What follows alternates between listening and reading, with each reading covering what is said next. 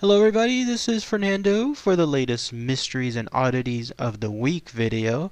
I thought I would use one of your past suggestions as a starting point for this whole new series of videos for the Mysteries and Oddities side. So I picked this one because it has to do with a mystery that has been around for over 20 years now, especially in this case involving the disappearance of a young boy, the circumstances surrounding that disappearance, and then how to this very day there is no concrete answer as to the whereabouts of this young boy. So unfortunately no good news all around when it comes to this story. It's just a tragic set of unfortunate, very damaging circumstances that happened here to everyone involved, except of course for the known suspect, the known murderer that was involved with the disappearance. In his case, reading some of the information, it was amazing to see how many times he was able to get away with things. But in essence, this is the Mysteries and Oddities of the Week video having to do with this. The disappearance of Zachary Ramsay, who you're looking at a picture of here. So let's go ahead and let's start with this information straight from the beginning in terms of the actual disappearance. So you have to go back in time to February 6, 1996, there in Great Falls, Montana. That's when this tragic circumstance first occurred. It had to do with this boy, who again you're looking at a picture of here. His name was Zachary Ramsay, and he was someone that lived near that area, always went to school. The school was called Witter School, and he would always go throughout a certain path from his apartment all the way to the school on a continuous basis. In other words, it was pretty much nonchalant, nothing strange, nothing mysterious when it came to him going back and forth to school every single morning. However, on this fateful morning on February 6th, according to witnesses that have seen in essence the last few moments alive of this young boy, they saw him go into this alley, which you're looking at a picture of now, and as he was doing so, it seemed like there was some kind of, was it a van of some sort, something like a white car that happened to be parked near that area too. The time period, though, is a little bit in question because sometimes some witnesses, the way they describe things, they may be off. That's why it leads to the mysteriousness of this case, because they're stating that around 7:30, that's when the boy walked into that alley, and then they saw him again come out of that alley at about 7:45, and that was truly the last time they saw him alive, because when he came out back out of that alley, they noticed that there was a heavy-set man following the boy. The boy was visibly upset. It seemed like he had an encounter of something that totally just shook him. And then the man that was following him was also upset, but in a different way, almost like it was him being upset in a mad way, while the boy was upset and almost in a crying sort of way. In any case, those witnesses, whoever they were, saw this happening, saw the man following the boy. I guess they turned somewhere regards to another corner, and then that was it. That was the last time that they saw him, because later on, whenever it was time at school to count attendance and see who was there, the teacher tried to see if Zachary was in attendance, but he was not, and so he was considered absent, just notably absent from there. But of course, thereafter throughout the day, when no one was able to truly see him afterward, that's when he was reported missing by his mother. Now, quick thing though about the mother and why this thing took yet another mysterious angle. To this very day, she is adamant that he is still alive, which is in some ways good. Like, she has not given up hope when it comes to him being alive, even though statistically, I'm a huge crime fan.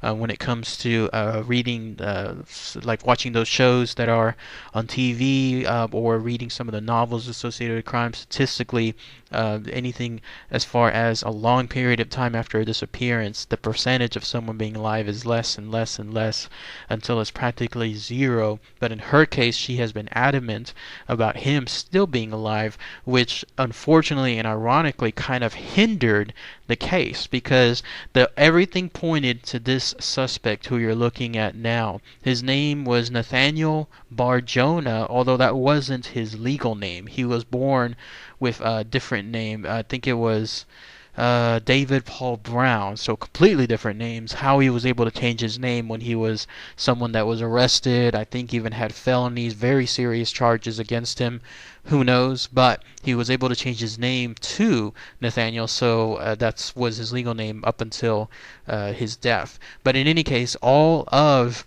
the witnesses, all of the descriptions, even the evidence, everything seemed to point to this Nathaniel person who himself almost had like a book and a huge novel in terms of ghastly crimes tied to him. I mean, I was reading his information. I won't list everything here because it in of itself would be like a multi-part video, but in essence, he has been committing crimes since he was young, so almost in his 6, 7, or 8 years of age, if you could believe that. I mean, he has been accused and not found guilty for whatever reason, but very close to being, let's say, arrested in some circumstances of sexual assault against others, against boys, against girls, again, ever since he was a young age. And he's been accused of attempted murder as well. And he has had many, many accusations against him in the terms of disappearances of other young boys, because he has been known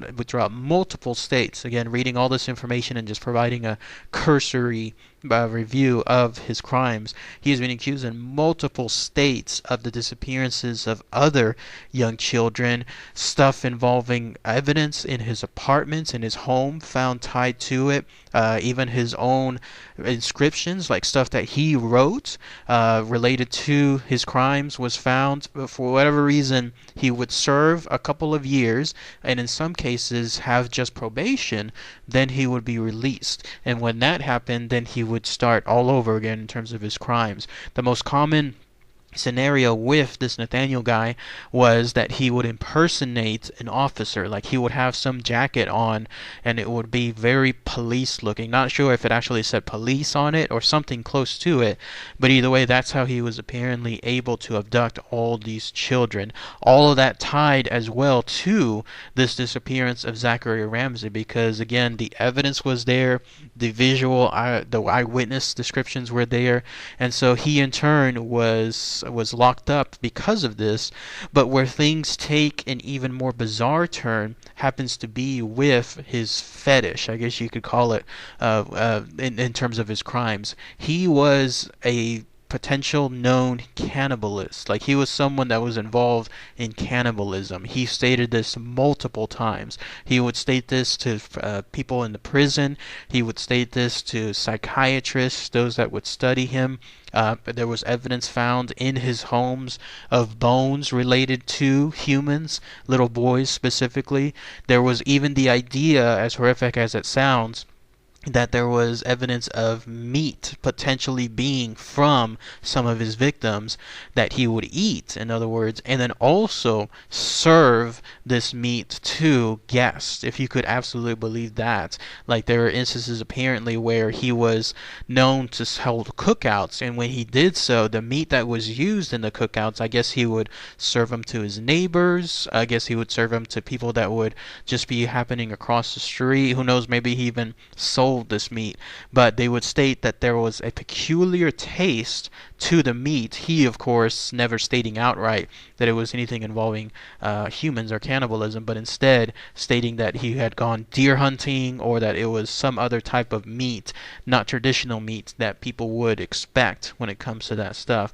So again, that all ties into the missing boy, Zachary, because if in his case this was this guy, Nathaniel, who was again accused of abducting Zachary and him being a known cannibalist, that would in turn allow him to get rid of a lot of evidence, and that in turn leads to the idea that Zachary was unfortunately killed. Probably it's been surmised that he was abducted through the use of a stun gun, and then that's how he became immobile, and then afterward, that was it. That was the fate the presumed fate of Zachary, where no evidence has been found of his disappearance because there is no further evidence thereafter because of the cannibalism of this guy Nathaniel.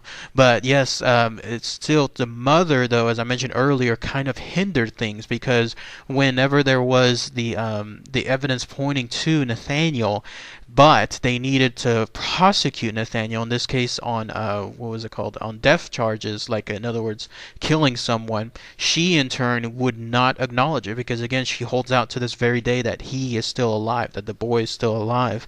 So because of that, they couldn't, I guess for a while, state charges, very specific damaging charges to this cannibal, in order to make sure that he rotted away in jail, or I guess got the death sentence because of the mother's hindrance. She was even, I was reading the information in the belief that I guess she was very psychic or something, like she was using psychics to help determine the fate of the boy, and they would tell her that he was alive. And there was even the idea from her that he was somewhere overseas, because she produced evidence of a video that showed someone that kind of looked like the boy but with a more advanced age, and that was her stating that yes, this is him, he's alive, he's somewhere out there. Even then, if you're wondering where the father was of the boy throughout all this, he was someone that was serving in the United States military overseas at that time, and eventually even him, he legally declared back in 2011, again against the objections of the mother, that the boy was dead, like legally dead, so that way he could put an end to this case.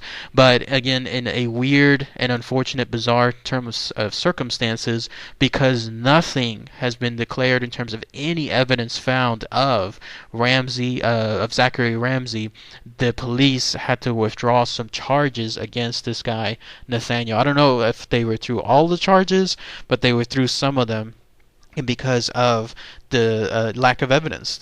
How can you charge something if there is really hardly any lack of evidence other than circumstantial stuff?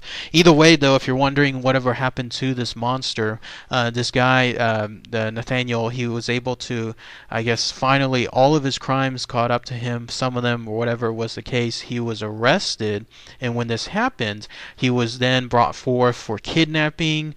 In this case, he even was charged with the attempted kidnapping, aggravated assault, and sexual assault, and a whole bunch of other charges against 3 other children. So again, this was a serial monster.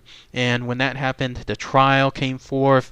It seemed like they brought a whole bunch of witnesses from his past crimes. Eventually, he was found guilty of those charges, and he was sentenced to 130 years in prison.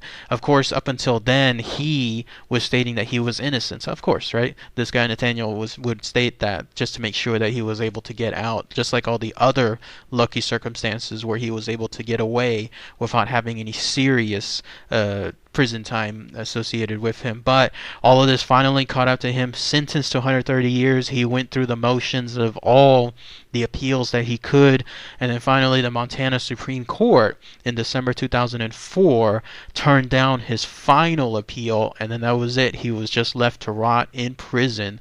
He ended up dying in 2008, April 13th, 2008, because of his poor condition. He was morbidly obese, over 300 pounds throughout most of his life. In one blurb that I was reading, it was stating that, and it's kind of sickening, but the idea was this guy Nathaniel, for being so overweight, people hardly ever saw him go grocery shopping. So naturally, the summation was that he was someone that was being well fed, but in this case, he was being fed on all of his cannibalistic tendencies. Anyways, though, there in prison, he died because of his bad health, and then that was it. One more person that is away from this earth that nobody cares about, nobody will want back, so good riddance. But in any case, that is the fate of this guy Nathaniel. But as far as the boy Zachary, no, unfortunately, ever since then, ever since that fateful day back in February 1996, no one has seen, heard, nothing in terms of him. The very last instance that someone saw him alive was the alley that the witnesses reported him seeing crying out of, and then that was it. It was almost like he disappeared completely off of the face of the earth, and most likely it was again due to the cannibalistic evidence tied to that monster, Nathaniel. But that's it. That's really all the information tied to this mystery to this very day. In fact, you were looking at a picture of what is considered an age progression of this boy Zachary, as how he would look closer to today. There could be a chance that he's still alive, and the reason for this was because he was actually someone that ran away a month before his disappearance. So who knows, maybe he decided to run away this time. That's why the mother's holding out so much hope, because she in turn believes that he simply just ran away and hasn't come back yet. But still, if there is a chance that he's out there, maybe this video could help, I guess, share that information too. So alright everybody, thanks, and as always, take care.